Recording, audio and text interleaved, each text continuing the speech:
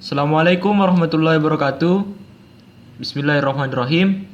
Baik, pada video kali ini kita akan membahas mengenai proses respirasi aerob yang kedua, yaitu dekarboksilasi oksidatif. Jadi, yang perlu diingat dari proses ini adalah prinsip utama dari proses ini, yaitu untuk mengubah dua asam pirufat yang berasal dari proses glikolisis sebelumnya menjadi asetil koenzim A.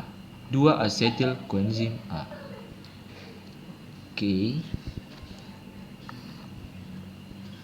Jadi, jika glikolisis terjadi di sitosol, maka dekarboksilasi oksidatif terjadi di matriks mitokondria.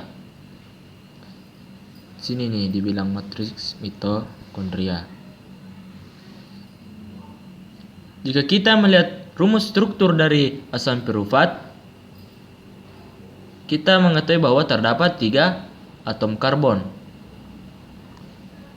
Nah, pada proses awal atau proses pertama dari dekarboksilasi oksidatif ini, senyawa asam pirufat akan masuk melalui protein transport dan kemudian terjadi pelepasan CO2. Pelepasan CO2 ini berasal dari atom karbon nomor 1 yang terdapat dalam senyawa asam pirufat. Inilah menjadi cikal bakal dari nama proses dekarboksilasi oksidatif, karena dekarboksilasi merupakan pelepasan gugus karbosil dalam suatu senyawa yang dimana itu dalam ini senyawa yang dimaksud adalah asam pirufat. Jadi terjadi pelepasan CO2.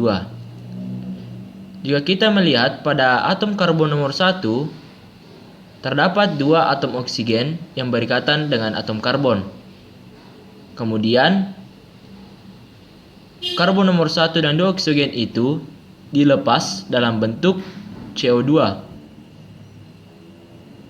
Kemudian, proses selanjutnya adalah pengikatan koenzim A. Jika kita melihat struktur dari asetil koenzim A,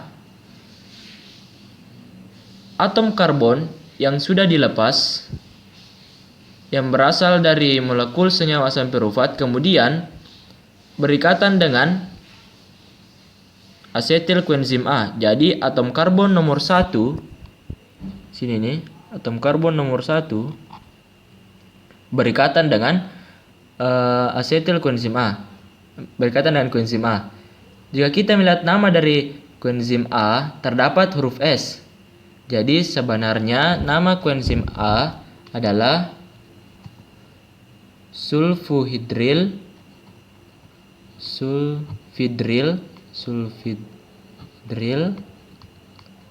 koenzim A. Jadi inilah mengapa terdapat huruf S di sini.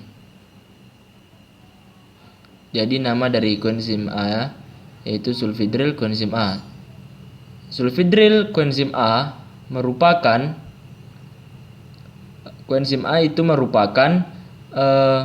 senyawa yang mengandung sulfur yang terdapat dalam vitamin B.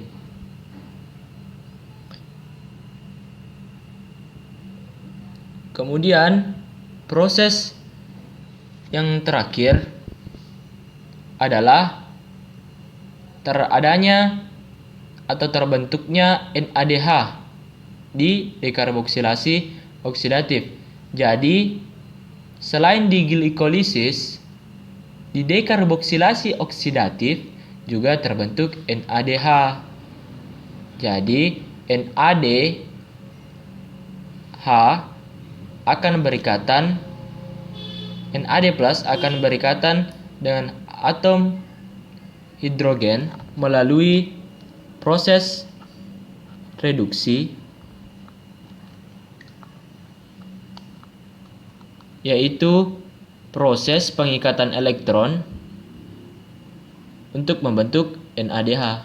Jadi NADH merupakan elektron, sedangkan untuk atom hidrogen merupakan proton.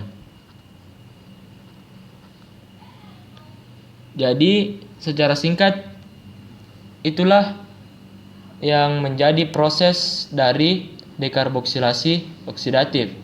Tetapi jika dibahas lebih detail, terdapat beberapa senyawa perantara yang dibentuk sebelum terbentuk asetil koenzim A di dalam matriks mitokondria ini.